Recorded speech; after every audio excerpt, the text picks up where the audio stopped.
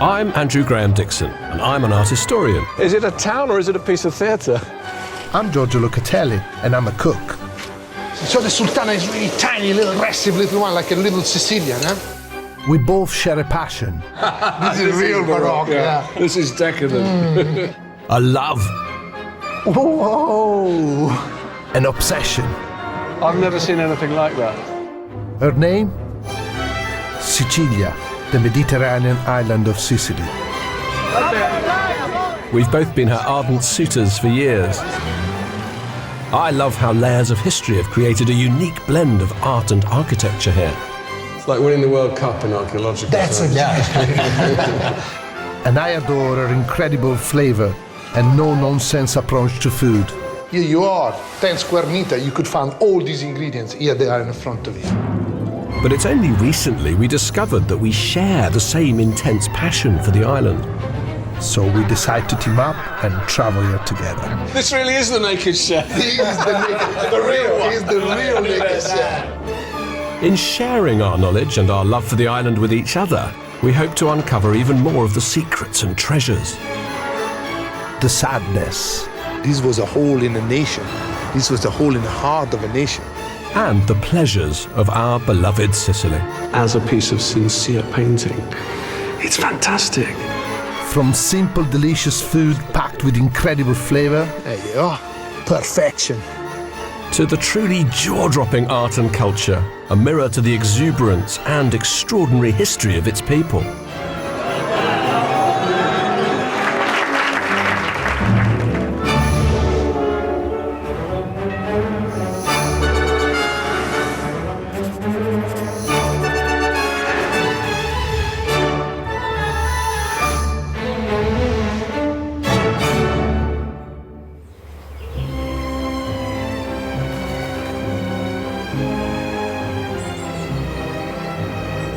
We're travelling to one of the most fascinating places on the whole island. Over 500,000 years old, but still bubbling with life. The volcano, Mount Etna. For me, it's where everything begins, inspiring countless ancient myths and legends about the island. The key to Sicily's future lies in its ancient past. So this is why we're going to explore its origins. We're winding our way up Etna on an old narrow-gauge railway. It's surprisingly luscious and beautiful, isn't it? Look at that. You have grapes, you have like massive fig trees, olive grove, you have all the fruits growing out there, and all this ginestra. I'm struck by this extraordinary contrast on this side and up there. Right. You know, there's like sort of Etna. And then over here, it's like the Garden of Eden. It's pure, it's fertility, isn't it? It's like you've got the anger of the gods, and then you've got the bounty of the gods. The bounty, yeah. That's exactly that. Before we explore the foreboding upper slopes of the volcano, we stop off at one of the vineyards which flourish at the foothills. Wine has been produced in this part of Sicily since the first great colonizer of the island, the Greeks, arrived in the 8th century BC. Etna wine, like Sicily, has experienced mixed fortune. Years of glory followed by a slow, painful downturn. But thanks to producers like Ciro Biondi, this wine is finally getting a second chance. I'm very struck by the sheer sort of verticality of the slope. I mean, it would seem to me kind of perverse to be growing grapes on such a steep slope. Why don't you grow on a flat field? Because if you want to produce a quality wine, you have to give sun to the vines. Think of a solar panel. The solar panel are very, not not straight. So if one vine not gives the shades to the other one, it's better. Right. And what about the water? How do you water them? That's do you have interesting. water? We not irrigate the vines because irrigation means cheat. If it's a year where it's not rain, you will taste in the wine. But if you give the water, you cheat. Right. You will have the same kind of wine every year.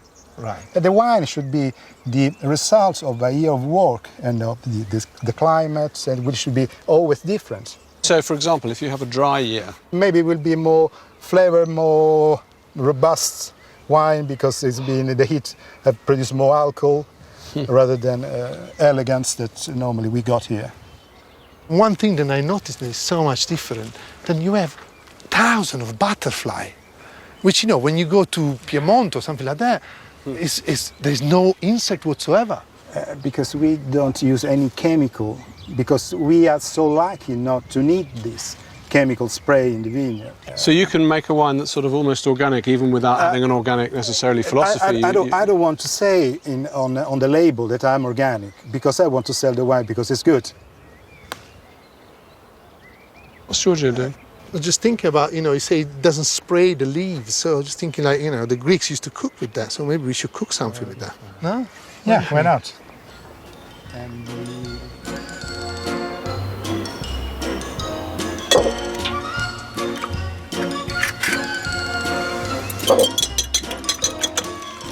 Before we sit down to taste the wine, I prepared the perfect snack. Ciro's very own vine leaves, dipped and fried in a batter of flour, eggs and beer. I hope they enjoy them.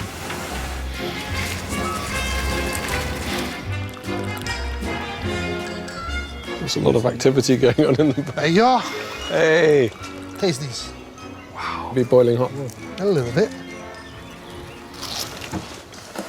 Giorgio Locatelli had to come all the way to let me taste my own leaves, which I've never done in my life. You've never tasted your own vine leaves? Never. What do you think? Amazing. I think I like it. This white wine named Utis is made from the Caricanti grapes grown here. So we start with this 2010 white. It's delicious and completely unique. I can't think of another white wine to compare it with. It doesn't taste, I mean, you know, often you can taste a wine and think, oh, it's a bit like a Pinot Grigio, it's a bit like a, you know, a bit like a white Burgundy, but Yeah. is this grape pretty much unique to here? To here, when you say here, it's Etna, it's not Sicily, because you can imagine Etna is like an island on the island. So what you found on Etna is completely different to what you can find on the rest of Sicily. So because the altitude, the soil, all these things put it together, the grapes variety. Well, it smells of honey to me. It's got this sort of almost like a taste of saltiness, and you've got the sea over there. So Yeah, but I think the saltiness from this from the soil, the mineral, from lava soil. But do you agree that? I mean, Yeah, of course. What it tastes to me more than all these adjectives that we can put in it, it tastes like Ciro looking for himself here. This is your wine. It's your collaboration with this land and this soil and this weather and this grape. It's a teamwork. The soil, people, grapes. And it works like an Weather, harmony. yeah, it should be harmony. I mean, this is something, when you work with nature, you can't try to win the nature, you have to go with the flow. This earthy connection with nature is what made Sicily special, and is what the new breed of Sicilian like Ciro is striving for, to once again be in touch with their motherland.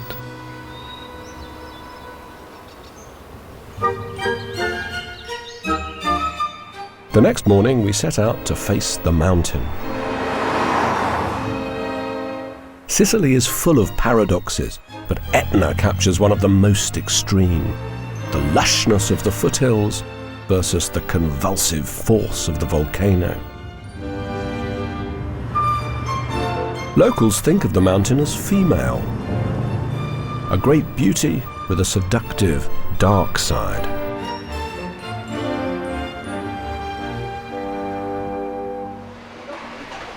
We meet our guide Carmelo, a volcanologist, and take a cable car up the rocky, crater-scarred face of the volcano. So, Carmelo, how many times have you been up here? Oh, hundreds. You spend your life coming up here. So Yes, basically, yes. Right. Etna is my life in every respect. you're in love with it. More than in love, actually, because it's just a little bit of myself. Actually, a big bit of myself. I study Etna, I come here in winter with skis for climbing during the summer. I sometimes take people, I take my students. I go here all time possible. So I've seen Etna in all seasons. It changes because every time there is an eruption, you see a new cone, a new lava flow. The landscape changes a little bit, and it's really alive. I've always been curious to see what the top of the volcano looked like. No photo prepares you for it.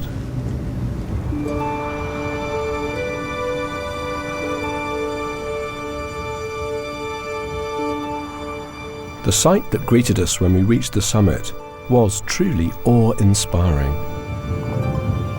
That's just incredible. Do you know what that reminds me of, Giorgio? Do you remember when you were a kid looking at the moon buggy, shots Yes. from the moon buggy? That's exactly. Sort of Neil Armstrong should be over there, jumping up and down.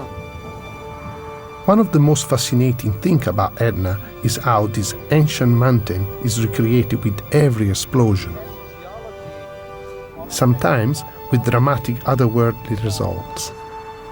This cone you see on the left formed during 2 weeks of eruption in 2001. Only 2 weeks accumulated enough material to rise the elevation of this cone of almost 80 meters. This is the first channel on Earth which has been carved directly by a lava flow. We have situations like this only in other planets. So every time then there is a different eruption, we cannot forecast where is it going to come from. A cone could form anytime, anywhere. Can't form anytime, anywhere. This happens since the beginning of the formation of Etna, which is about 500,000 years ago. We trek up the steaming volcano for another couple of 100 meters, but it's just not safe to climb any further. Strange and mysterious. It's easy to see why it inspired the ancient Greeks to concoct so many myths and legends about it. You feel like you've entered the world of the gods somehow. You've entered some other place, no? Then the hell, like Hades. Well, they thought it was the underworld. It is. Or like it's like some vision of this is what the world would look like if the atomic bombs all went off. It's post-apocalyptic. Yeah, except for the fog. The fog makes it even more eerie. Yeah, you're right. I think you're right. I had never quite realised the extent to which Greek mythology actually reflects, very precisely some of the elements of this unique exploding mountain. Polyphemus, the Cyclops that Odysseus meets on Etna, he's got this single round eye. Maybe that's the idea of a crater, one of these hundreds of craters. Yeah, absolutely right. And after all, the myths are born. It's exactly for explaining reality. And when reality is a little bit too complex to explain, then they made up something, a myth, right? And is there a reason why they don't let us go right to the top? Yeah, in this period, the activity at the main crater is very sudden, and there could be explosions. So in other words, we might die. Calm Chiaro, Giorgio. Yeah, there are sudden and very violent explosions that can last for 3-4 years, emitting a big volume of the rocks like this. Then they stop for 1.5 months or only 10 days, who knows. Right. And then again. Next time then there is an eruption, I want to come and have a look at it. You should. Etna is ancient, but it's also alive, just like Sicily. A living organism full of turmoil and unpredictability. A fiery phoenix rising out of years of destruction.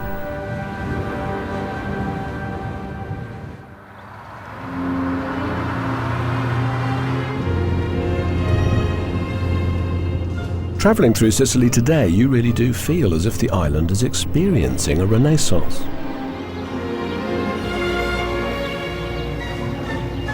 Having spent most of the modern era escaping poverty and the suffocating grip of the mafia, Sicilians are now rediscovering the true value of what's been left by the island's ancient colonizers. Places like the Valley of Temples in Agrigento.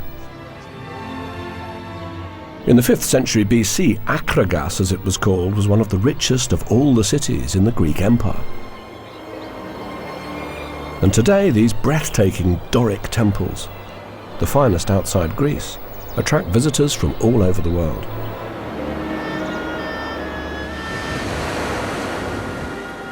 And there are jewels of the ancient world all over this island. We have headed to the fishing town of Mazzara del Vallo to find one of the most precious. It's a place I visit every year with my family. This time, I'm turning the table on Andrew and introducing him to a great work of art. In 1998, a magnificent ancient Greek statue was fished out of the sea here. But before I take Andrew to see it, we catch up with the local fisherman, Capitan Ciccio, who caught the bronze statue in his nets. Come è sortito come è uscita? È uscita, guarda, è uscita particolarmente bella perché poteva uscire dai piedi, poteva uscire cioè capovolta, invece è uscita dall'acqua. La prima cosa che abbiamo visto è il viso proprio con il viso rivolto verso l'alto. No. Cioè, è stato impressionante. It came out with the cosa. face. Come un naufrago trovato nella rete che voleva essere salvato. Came out like a shipwrecked person. Just come up, and the face come out the water first, just like that. Were there barnacles on it, fish on it? Erano i pesci? Sì, gamberi. gamberetti, riuscivano gamberetti dalle orecchie, dalla bocca, era piena di gamberetti, granghetti piccoli. Prawns and little crabs coming out of its ears. E i gamberetti e i granghetti gli faceva da casa, diciamo. Yeah, it was the house. They were housed inside it. Capitan Ciccio could have sold his special catch to a private dealer, but instead he returned it to the state. He wanted it to be shared and looked after by ordinary Sicilians as a precious piece of their heritage. And he had his wish. Today there is an entire museum dedicated to it. I've seen the statue many times, and I'm really excited to see what Andrew makes of it. Every time it's just such a revelation.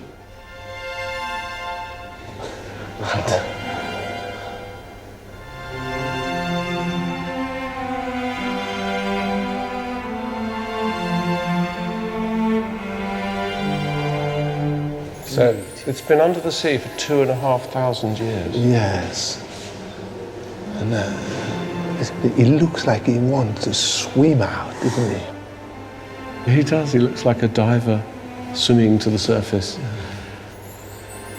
Well, I can see why they built a whole museum around the single object. So many things about this beautiful statue remain a mystery, but it's believed he's a mythological creature, a satyr, part man, part beast. The archaeologists, they always struggle. They don't really know what it is. I think what we can say is that the satyr represents uncontrolled, inspiration. One of those arms that we don't have anymore would probably have been holding a cup of wine. And I think the figure is meant to be in the throes of this ecstasy. And spin around. He's spinning around the god Dionysus, the god of wine, and what he represents is sort of man's connection to nature, to the natural world. The hole in the back here maybe would have had a ponytail to signify that the satyr is part animal, part human. And you see he's got these funny ears, Yes. not like human ears. Pointed at. I think there's something about works of art that are mysterious. I mean, there's people who believe, I quite like this idea, that that hole in the back was actually where the statue would be attached to the front of a boat. All right. So this would actually be this ecstatic figure. The boat would be sailing, and this would have been a in the figurehead. front. I think it's just a beautiful mystery. Was he created for a temple? Was he created to mark a Greek victory? Was he created as a single work of art for sale on the open market, or was he the figurehead of a ship? In the end, we're left with the enigma.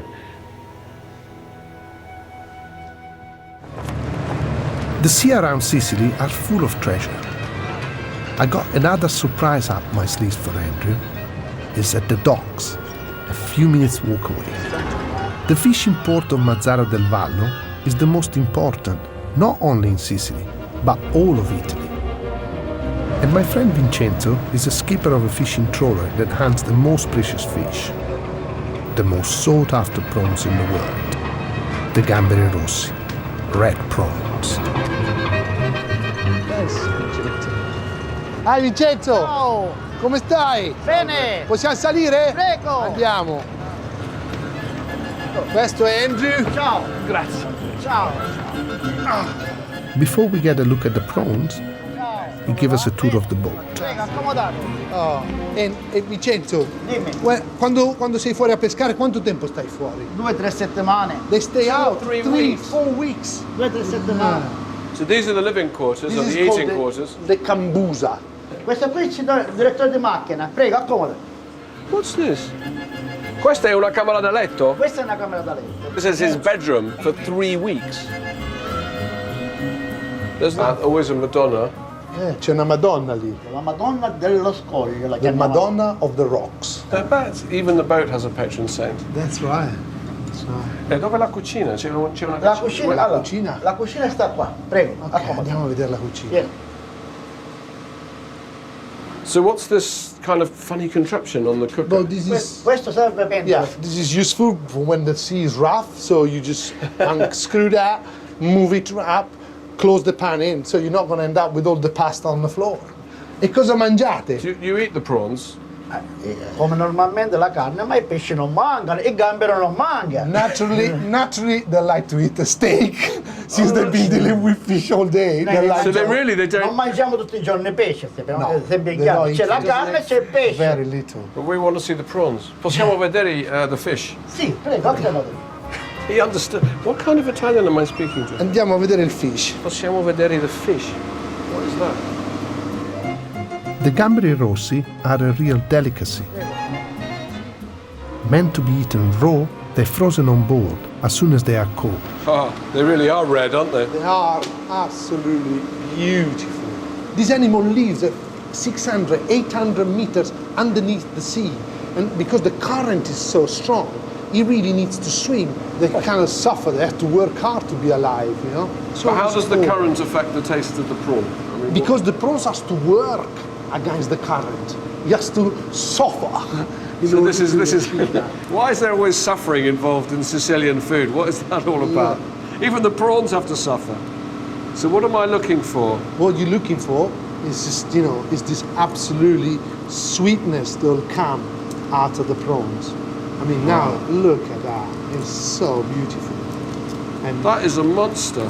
And can you eat it raw? no, you have to eat it raw. You have to eat it raw. That's what it is. Awesome. Va Yeah. bene. Va bene, va bene. So what am I? Eat maybe the bottom. There is Okay. still. The prawns is sweet. The sweetness is incredible. It's like denser. Yeah, On a it's farmed got- prawn, it's a little bit sort of you bite. There's no bite to it. Yeah, the white prawns doesn't have to have. It's almost like more fat. The animal living at such a deepness really needs to have a lot of fat. Questo è buonissimo. If you eat that from the You top, eat that? that's what you eat. That's what it's got Questo? even more Sì. flavor. Aha. His head. That's like the top of the brain. Yeah. I can't believe I'm sucking a prawn's brains up. I've been told that's the best bit.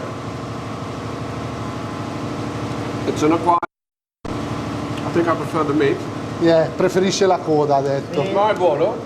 And you know what is amazing as well? Then these have been washed on seawater and then they placed in the box perfectly like that, obviously weighted and put away.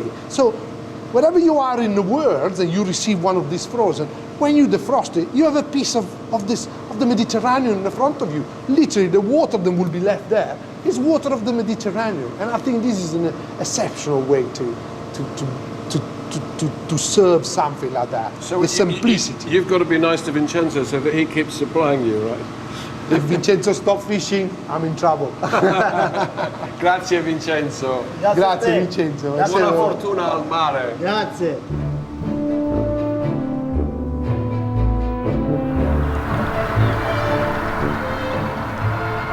This journey really does feel like a treasure hunt. We're heading to the heart of the island, home to a unique statue of Demeter, the Greek goddess of fertility. And although she's a local, she's only recently returned home to the town of Idone.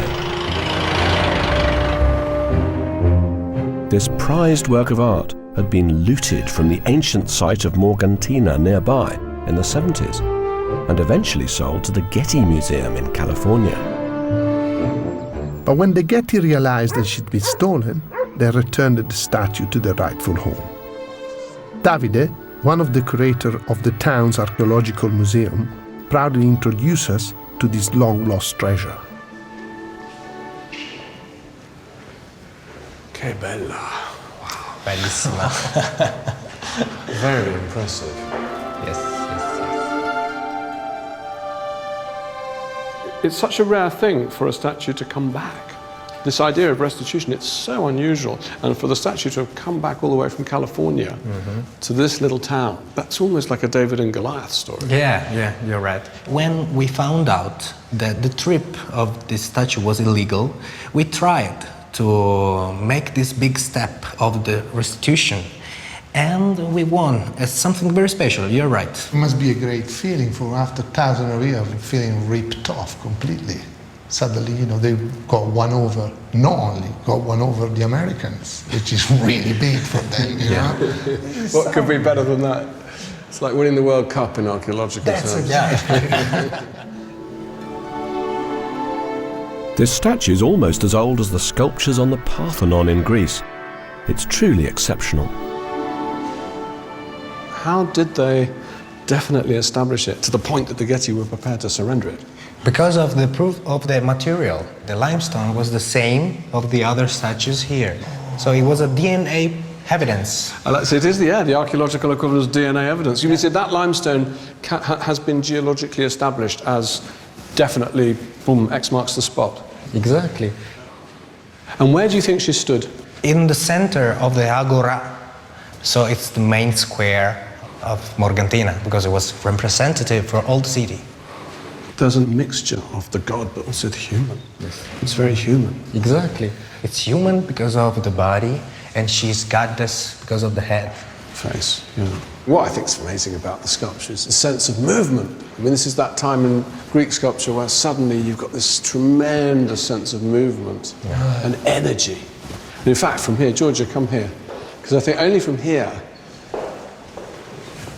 and you stand like at this angle, can you see how the sculptor has created, with the flow of the drapery backwards, with these sort of wave-like forms, there's a sense of movement. It shows her body kind of thing, advancing. You can, exactly, and not just she's advancing, think where she's advancing to. She's Demeter looking for her daughter Persephone in the underworld, and she's got this solemn expression in her face, maybe even a bit of sadness. Yeah, it does. It really gives you the sense of movement for sure, or like of search almost. Like he has this like kind of searching sort of pose, isn't it? It's exactly right. So she's searching for her daughter to bring back spring, To bring back to bring back growth. She found So much in Sicily is about things growing, about fertility, about And being. the Greeks saw this place as a plentiful place, isn't it? Land was so rich. A tutta la Sicilia. Patron goddess of Sicily. It's been such a pleasure. Thank you. Thank you very much. Thank you very much, Davide. Thank you. It's Thank been you. a great experience. Thank you for coming. No, we're delighted.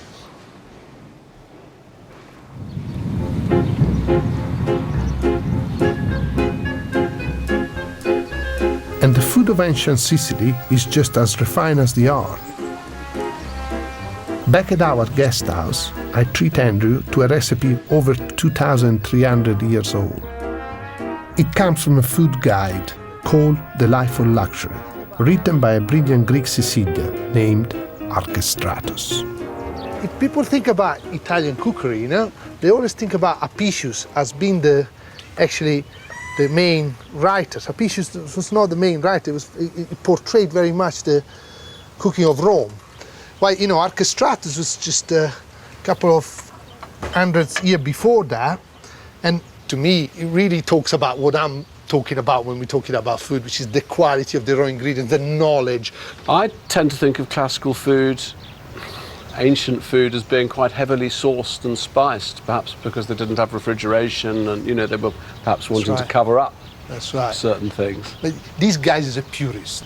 He's the first guy who says, keep the meat rare. You know, we're talking about, you know, 1,000 years ago, you know, and these guys had this kind of knowledge. He had a very refined palate. He talks about using a piece of a she tuna, a female tuna, and the underbelly, so kind of nice and fatty. If you can think about these guys as somebody modern, that would have been like kind of a Michelin guide.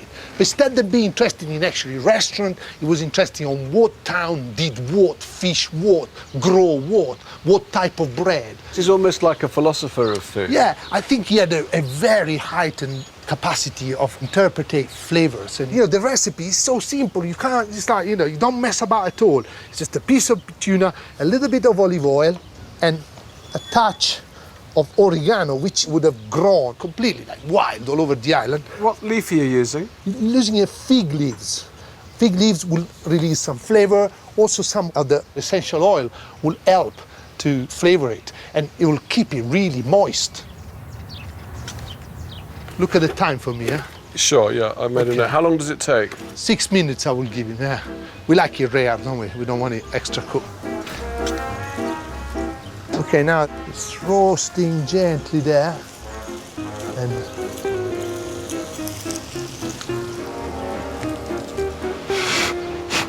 there you go. Perfection. That's your tuna wrap.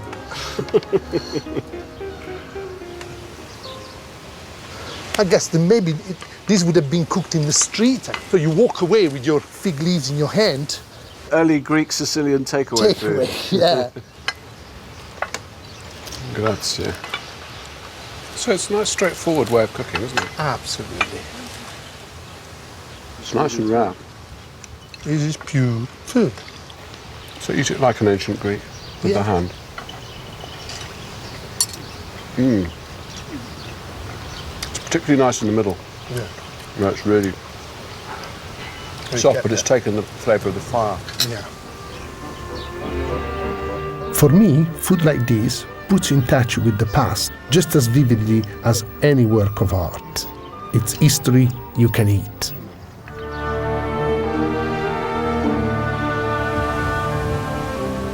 While the Greeks saw Sicily as an ethereal place, full of magic and mystery,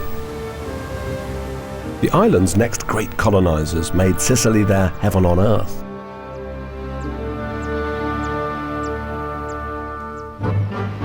The Romans took over in the 3rd century BC, and there's a place nearby that shows just how sumptuous and lavish their world was. This is Villa Romana del Casale. Built in the 4th century, it boasts the largest collection of Roman mosaic floors anywhere in the world.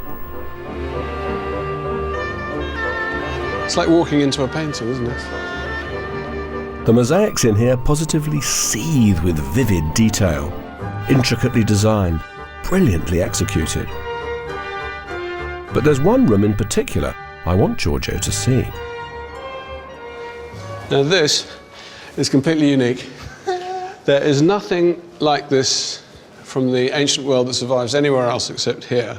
And if it hadn't been for the discovery of these mosaics, everybody would still think that the bikini was invented in the 20th century. Because here we are, we've got ancient Roman girls wearing bikinis. You can see a woman running around on Bondi Beach now with her weight in the hands and try to... I know, it's amazing, isn't it? In Latin literature, they record this thing that aristocrats would do, is that they would sponsor female gymnasts to engage in team sport.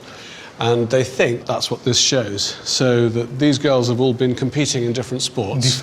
And she's been given the victory palm. Look at this one, all different texture of colors of the skin on her belly. It's incredible.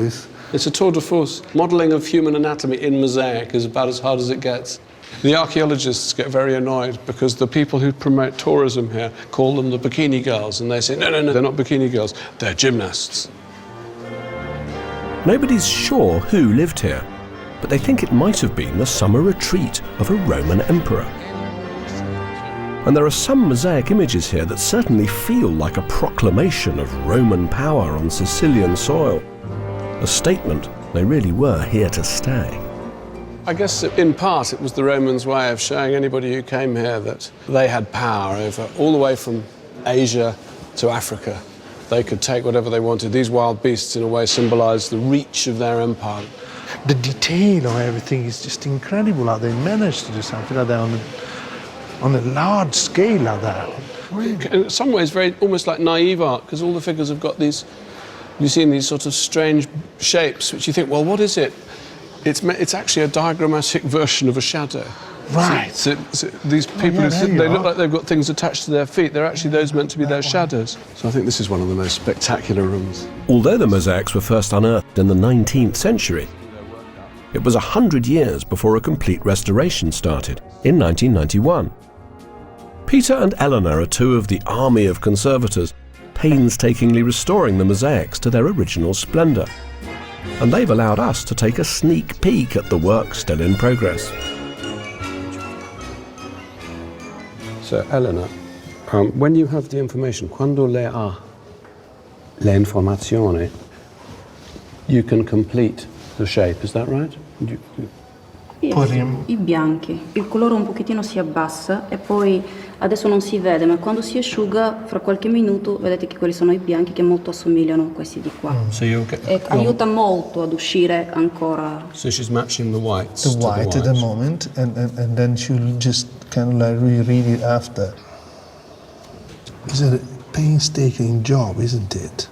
Comunque, dove io ho qualche dubbio, per esempio dentro questo spazio, io ho qualche dubbio, io subito cerco tramite lo stesso colore di questi tesserini, però di metterli senza ordine. So if she's in any way doubtful, what she'll do is she'll create a little kind of abstract jumble of forms that are in the right set of colours, so that when you visit and look down, you can see, you know, your eye is not distracted by a great big blank.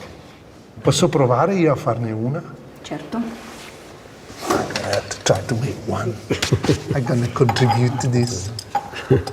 Un po' di neutro per fare... Un po' di neutro. Un po' di neutro con rosa. Con questo? Sì, con tutte e due. I'm gonna do this one. Questa qui faccio. Meglio dentro. It feels really nice to be part of these things, of this process. Thank you. Questo colore va bene? This colour? bene. It's okay. It's nice just to get a feel of it. How many tesserae are there here? 120 million. Millions. We are down one each. It's not a big contribution, but it's something. Yeah. For me, the villa's a kind of emblem of what's happened to Sicily. A jewel of the ancient world, hidden for years, but now being given a new lease of life.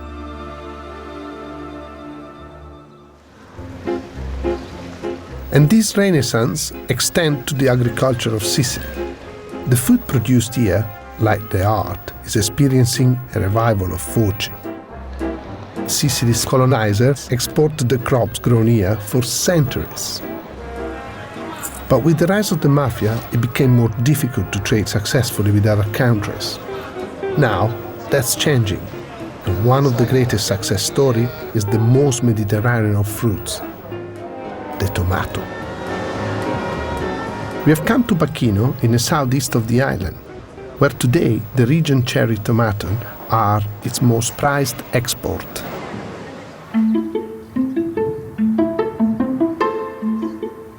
Pachino's seaside location, with its mineral-rich soil and sunny climate, make it perfect for cultivating tomatoes.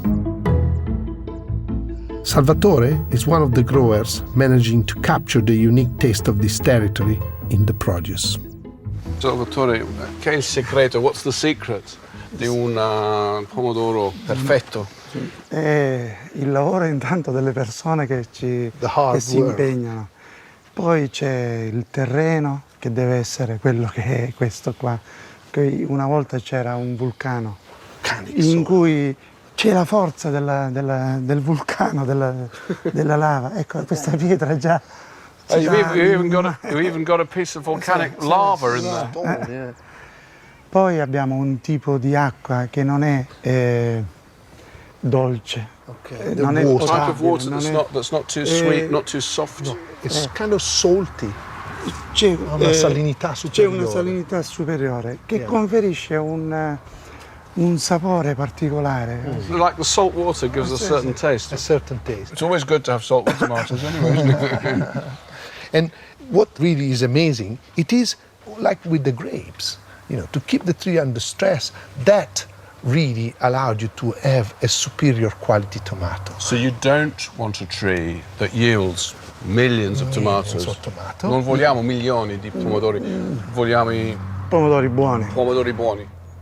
Questa serra è una casa in cui proteggiamo queste piante dagli insetti. This greenhouse is not a greenhouse. This is like a house where you protect your family. And here is your house where you protect your tomato. So that allowed you to have something that doesn't got any pesticides and nothing gets sprayed. So the function of the greenhouse is not primarily to concentrate or focus the heat, it's actually just to protect. If anything, to protect.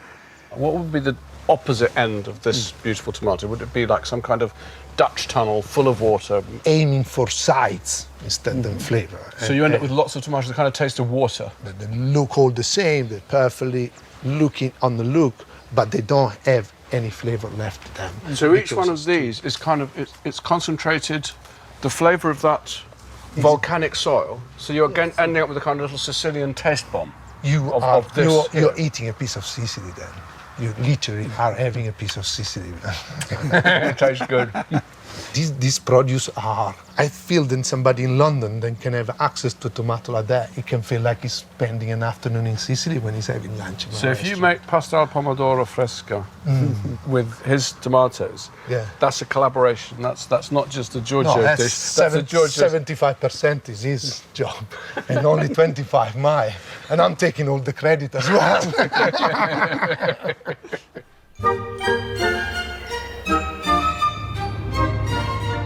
There have always been people like Salvatore here in Sicily, ordinary workers making an honest living off the land, as those in charge of the island play out their own agendas. To many foreigners, Sicily was simply the home of mafia villains, so much so that the real world of ordinary Sicilians was obscured for years. But someone has been documenting this hidden Sicily. We've come to the town of Ragusa to meet a photographer who's been taking pictures of Sicily for over 50 years.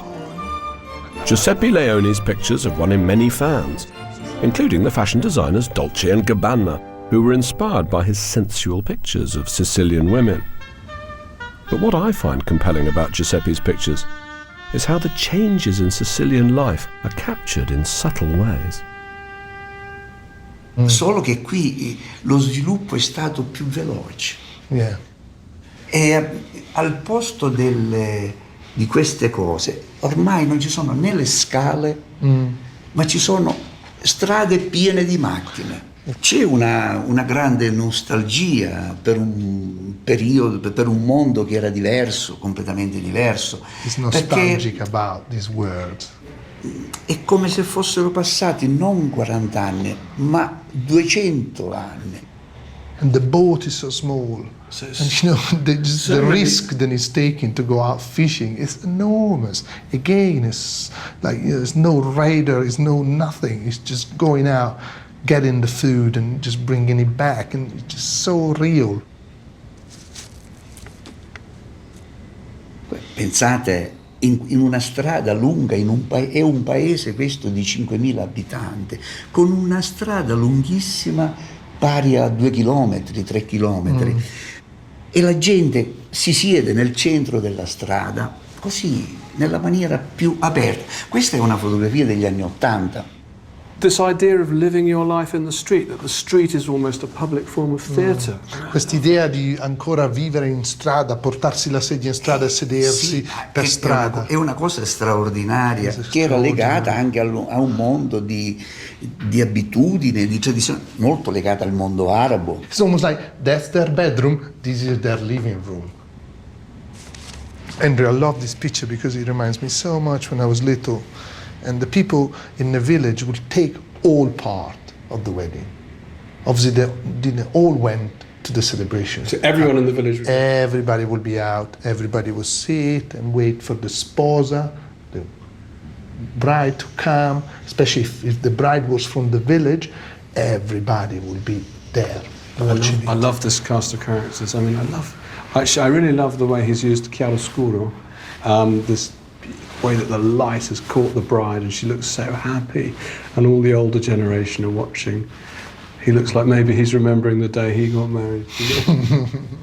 Look at her, what a face! Ecco le facce, a volte le facce sono così di una espressività. Ma io gioco molto sulla teatralità del volto. Questa fotografia di feste, guardate i volti come sono, c'è un assemblaggio che è veramente straordinario di emozioni. Nella festa è diciamo l'occasione per uscire fuori dal suo isolamento, è l'esplosione dell'es collettivo per ritrovarsi in un contesto aperto. Allora voglio farvi vedere un lavoro straordinario. Faccio vedere alcune cose. He wants to show us an Something extraordinary. Okay. No way! Look at that! It's unbelievable. These are the old gargoyles. Yes. Oh no, look. I love these pictures. They're so beautiful, full of humanity and fun. I think the Sicily in Giuseppe's pictures is the best of the island. Proud, sincere, with a strong sense of identity. And I believe time won't change that. Sicily's had so many foreign influences over the years, but it's never compromised its true essence. That's why I think Sicilians can now afford to start taking more chances. I know of a rising star, a chef in a nearby town of Modica, who is taking the best of Sicily food tradition and putting a modern twist on them. 15 years ago, a Curzio Carparo restaurant, La Gazzaladra, would have struggled to attract visitors. But today, it's got a Michelin star, and diners are queuing up to sample his inventive take on Sicilian food. Buongiorno! Buongiorno, ben arrivati. Hello. Questo è il mio amico Andrew. We arrived just before lunch, and Accusio offers to make us one of his most original recipe, a tuna fish burger with oyster tonic. Vediamo un pezzo di pancia di tonno. E Accusio, che è l'ispirazione per quello scherzo? E diciamo tutto parte anche le varie abitudini da piccoli, no? Quindi ci portiamo avanti queste abitudini da bambini.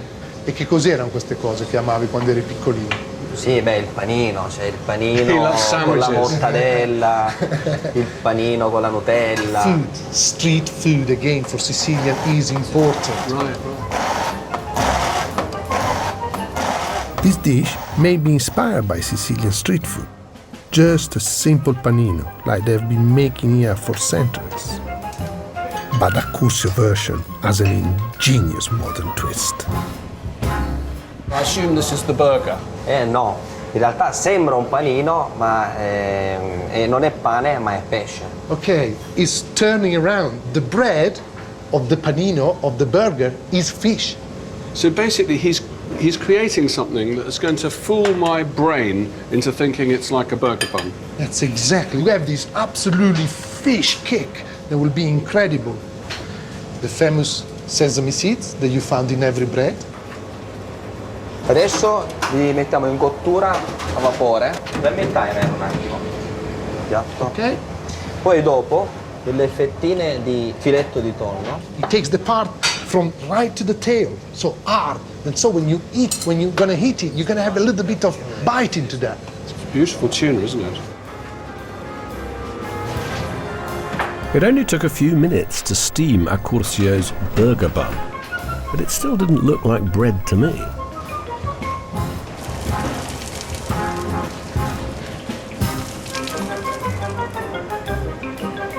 Ah, now I get it. E voilà, il nostro panino di tonno. It's like a little joke on a Big Mac, right? It's like a mini Mac. Un po' di maionese di mare, con il riccio di mare, interiora dei pesci e una parte anche di olio, colatura di alici. And there was one final stage to the dish. Sì, diciamo che adesso a fianco al panino prepariamo anche un cocktail, una bevanda. You want me to drink an oyster? That's right. Questi di qua sono dei cubetti ghiacciati di succo di bergamotto. Prendere il panino così con le mani. So.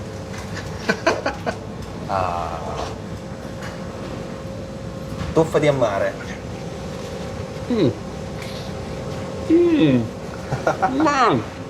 Is he a good joke? It's a very good joke. All in one. All in one. Yeah. No, Do it. Maybe two. And it's like the waves hitting the rocks. It is. The waves hit the rocks. Ah.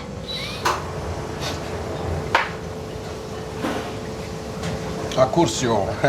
Grazie. Grazie per il giro in barca. Thank you for the boat trip.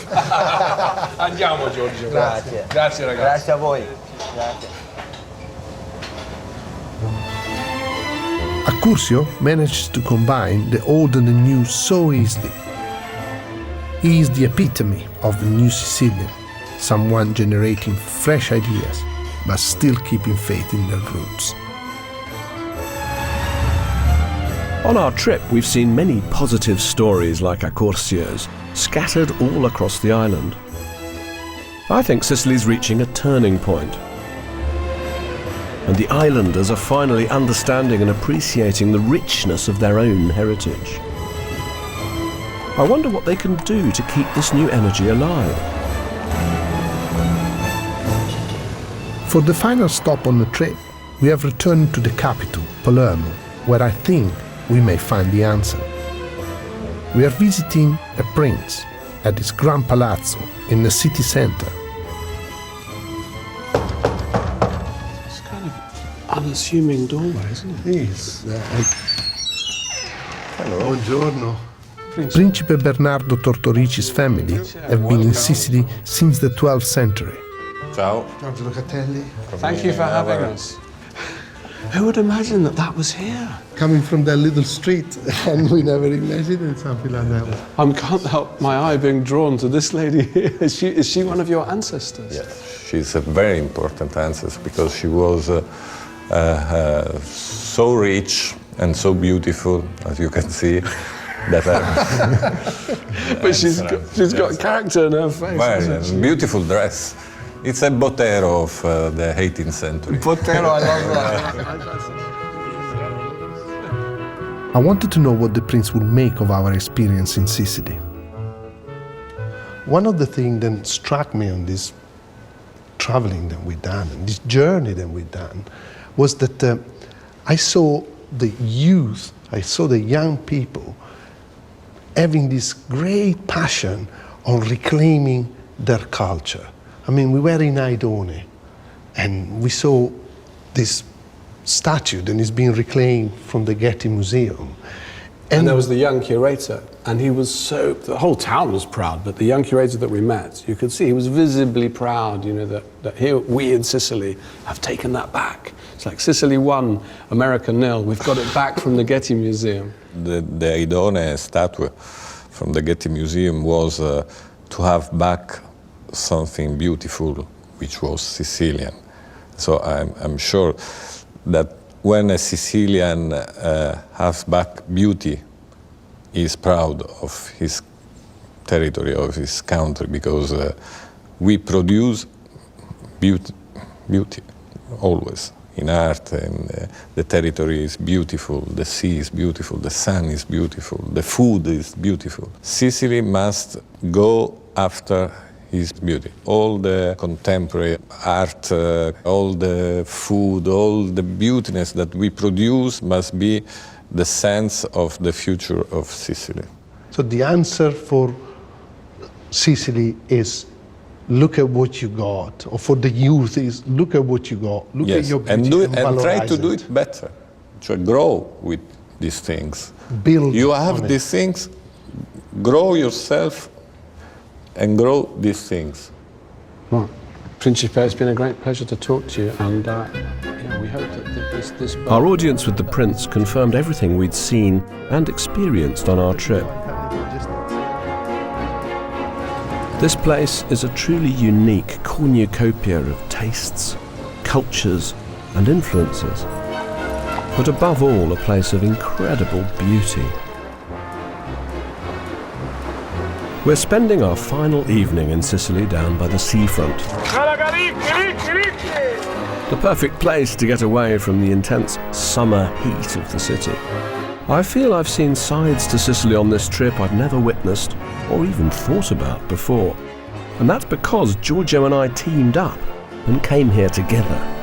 I think the thing that I never really realised until I came and saw Sicily from your perspective through the food, I never realised how completely the different cultures that shape the art that I love here completely shape the food. It's like the art and the food are a mirror image of each other. So you go from a beautiful Arab building straight to the fact that the Arabs also left this legacy of sweet and sour and all of the vegetables that they brought, or you go from the Greek temple to the recipe of Archistratus, that at every layer it's a complete It's represented. It's represented, yeah. This time, just looking at all the art and the architecture with you, it really put it together as a whole thing. And as a cuisine, then it's out, it comes out not from the mind, comes out from the belly of the people, you know what I mean? Yeah. That's why I feel it's so important for me to come here with my chefs and brings them here to see this and see what they work out. I hope you're going to take them to some art galleries next time you bring them. I'm going to look like really with authority talking to them about it. And it won't be my final trip to Sicily either. I'm definitely coming back.